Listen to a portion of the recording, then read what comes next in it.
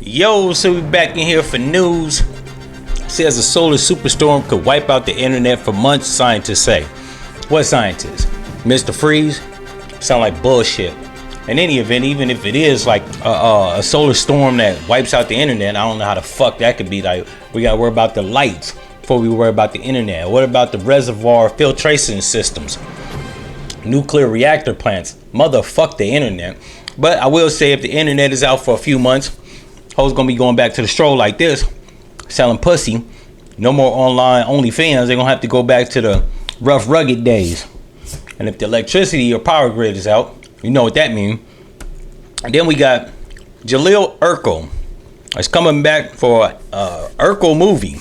And then Brad Pitt, his son Pax, seemingly calls him a fucking awful human being. Now, considering that this little motherfucker ain't biologically his, I doubt he give a fuck.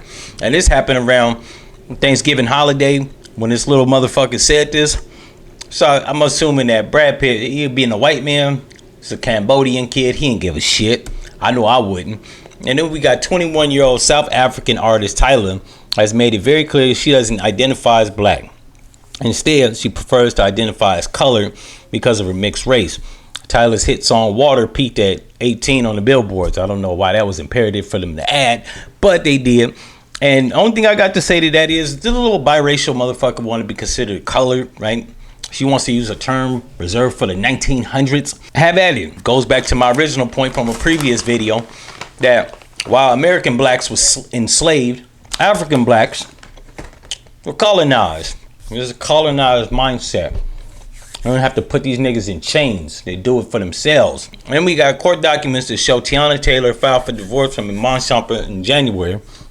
Blames his narcissistic ways for the split. Now, they cited there was no infidelity.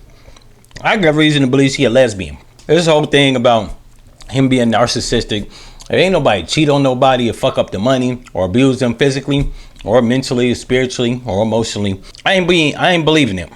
She a lesbian. That's what I think. You know what I'm saying? From her features to her mannerisms, she is the most masculine acting looking woman that I've seen. So, in any event, if you like this episode, subscribe, turn the notifications on, like, comment, and share them out.